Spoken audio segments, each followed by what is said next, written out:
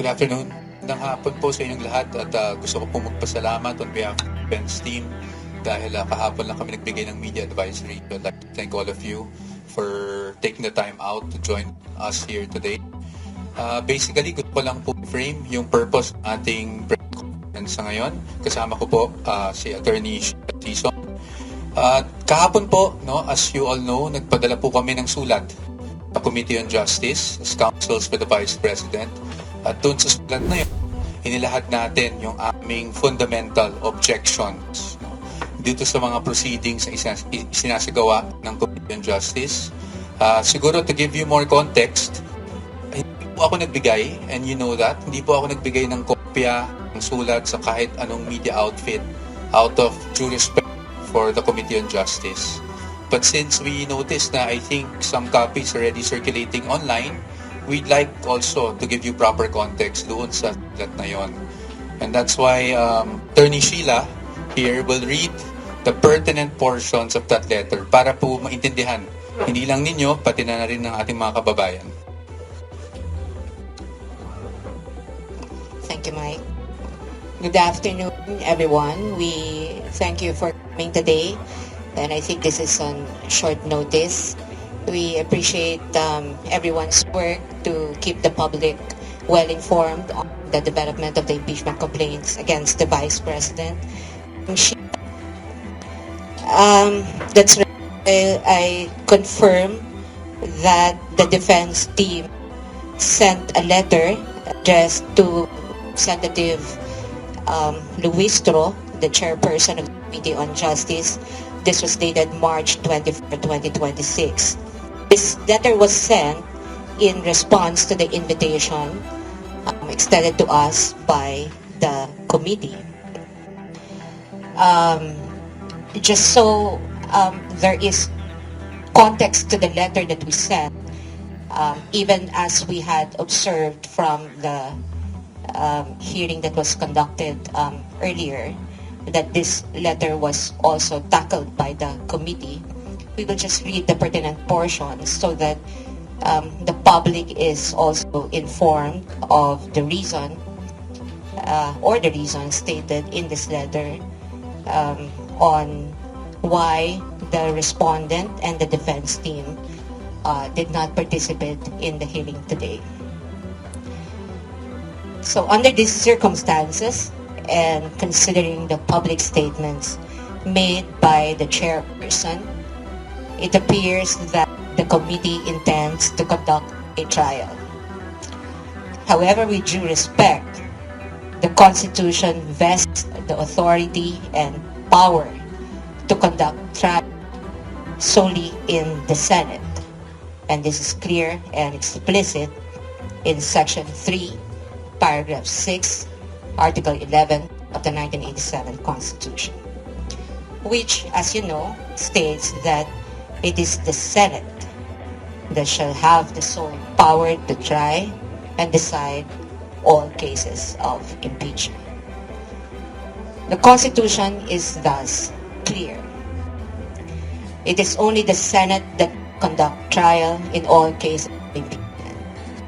And while Section 3, Paragraph 2, Article 11 allows the committee to conduct a hearing for the purpose of submitting its report to the House of Representatives within 16 session days from referral, the same does not give the committee any power or jurisdiction to conduct any form of trial, whether mini or full-blown, much less receive and try any evidence. That impeachment rules must be compliant with the Constitution is made clear in Francisco versus House of Representatives, wherein the Supreme Court declared Section 16 and 17 of Rule 5 of the Rules of Impeachment Proceedings adopted by the 10-12 Congress unconstitutional. And in doing so, the Supreme Court aptly reminded, it is basic that all rules must not contravene the Constitution, which is the fundamental law. In light of these, While the invitation for the respondent and counsel to participate in the committee's mini-trial is well noted, we cannot, however, do so at this point on the ground that the committee and/or the House of Representatives, as well as any of its members, lack jurisdiction to conduct any form of trial or exercise any of its incidents. Absent such jurisdiction, any attempt to proceed in the nature of any form of trial or to invoke powers ancillary to it is unconstitutional. Consequently, the respondent puts on record her objection to any requests, motions, or similar efforts aimed at obtaining or fishing for supposed evidence through processes that necessarily presuppose the existence of lawful authority and jurisdiction under the Constitution, which in this case is absent. As timely stated in the appearance of consolidated answer both made ad cautelam, the respondent does not waive any jurisdictional or other objections she has to these proceedings, nor her right to seek the appropriate legal remedies. Nonetheless, she is prepared to meet the charges against her before the proper jurisdiction. Unang-una sa lahat, I have to address yung subpoena that was issued against myself. I will wait for the subpoena. Titingnan ko kung ano yung laman ng subpoena, but definitely I'm willing to attend. No? Wala akong any intention to evade having to attend before the Committee on Justice.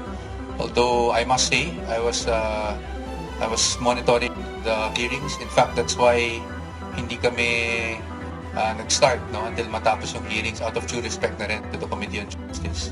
I was a bit surprised because I think the ground stated there was that I was the one in charge of the accomplishment reports, etc., which obviously the facts and documents would show that it was not me. No? But nonetheless, I don't see any point in not appearing. So I will definitely abide by the subpoena, subject to, of course, titingnan natin kung ano yung laman.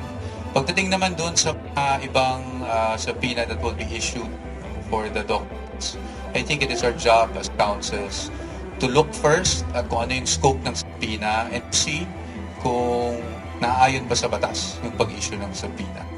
Attorney Sheila, is there anything you wanted to add pa?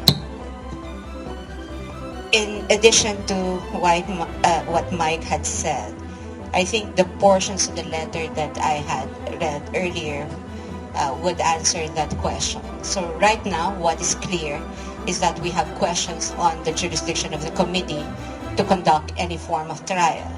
And if you had noticed also from the letter, we had stated that it's not only the conduct of the trial, but also the exercise of any and all ancillary incidents to it, which includes, of course, the issuance of any compulsory process.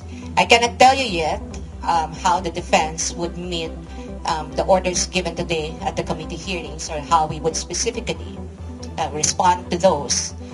But we are making clear that we are questioning the jurisdiction of the committee to conduct this form of trial, whether it is something that they may have or some members of the committee may have referred to as a mini trial or as a form of hearing.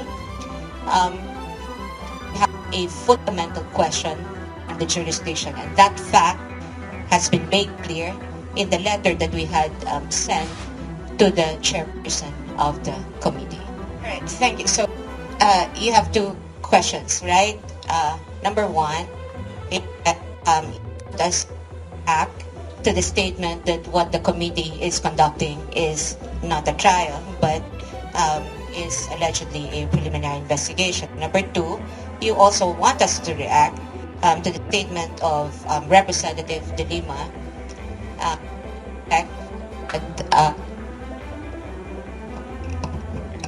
to the effect that the nuance of the response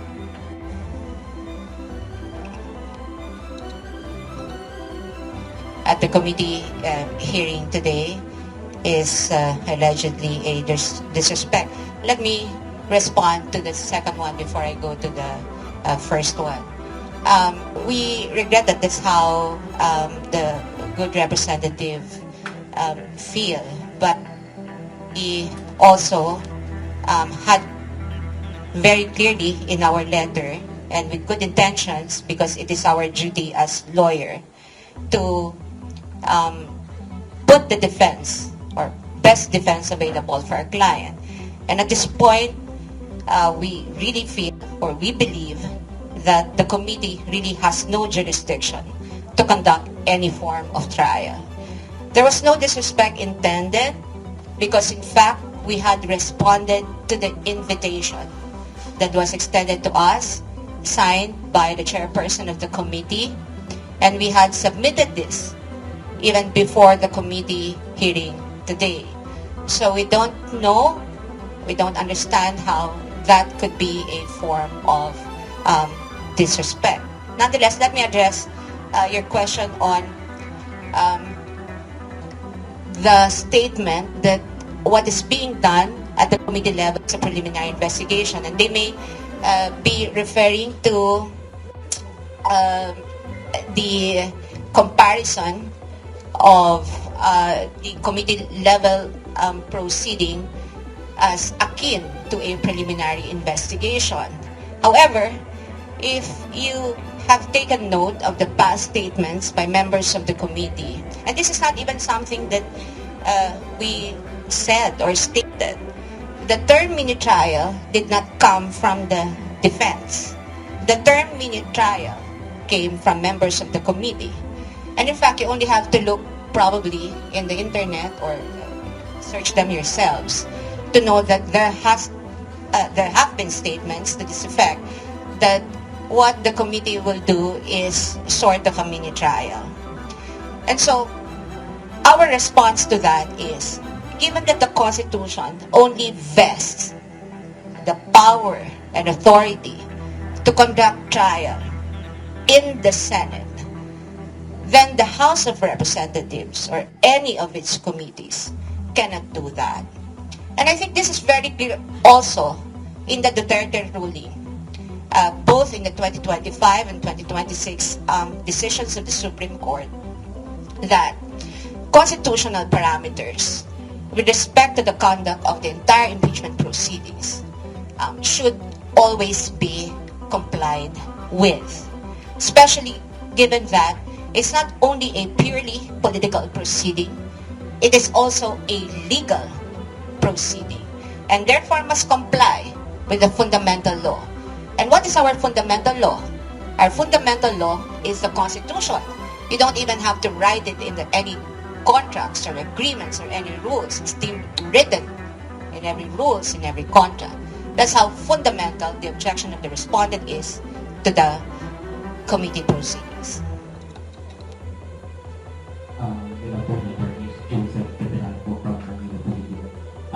In asserting that unconstitutionality of the House jurisdiction over it to achieve clear quota, are we trying to stop the House hearing?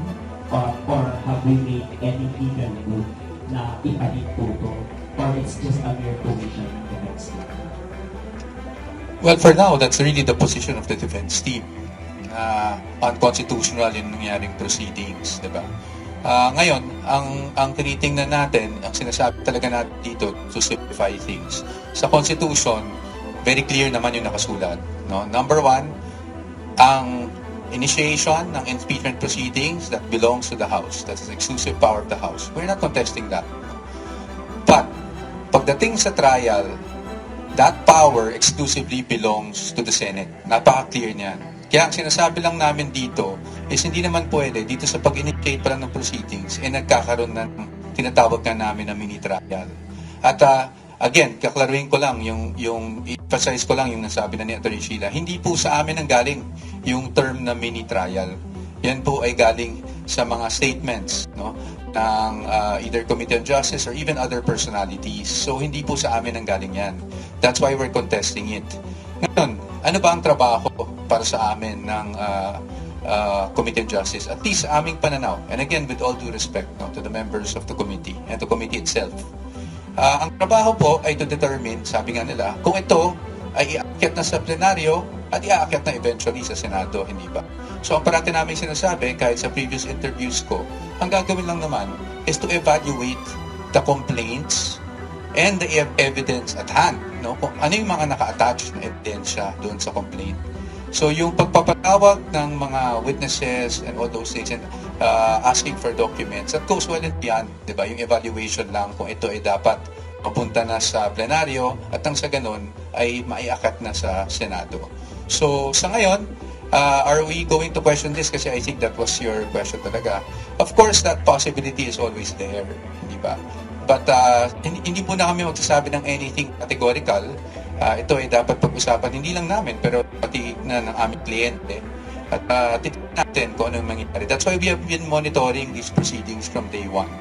And then we'll let you know kung meron na kaming desisyon ukol doon. Sir, follow up. Since you are acknowledging that the House of Representatives can initiate the impeachment trial, the impeachment proceedings, bakit dun sa process na we're not attending doon sa mga invitations ng House of Representatives? And follow up is, are we surely attending the Senate hearing once it prospers, the case prospers? Number one, dun sa tanong niyo po, it's not just we're acknowledging, that's clearly stated naman in the Constitution na sila talaga ang may exclusive power to initiate impeachment proceedings. Why are we not attending? I think it was clearly stated in our letter. It's because we are objecting. There's a fundamental objection to the proceedings itself because for us this goes well and beyond what is contemplated within initiation of impeachment proceedings. As to the Senate, wala pa tayo doon, Pero pag tumating man doon, talaga namang kami naman ready na sagutin. Parati naman natin sinasabi, ready nating sagutin ang mga alegasyon laban sa Vice Presidente sa tamang forum. At sa atin, pagdating sa pagkakaroon ng trial, whether mini trial or full-blown trial, that is not in the House, but that's actually in the Senate.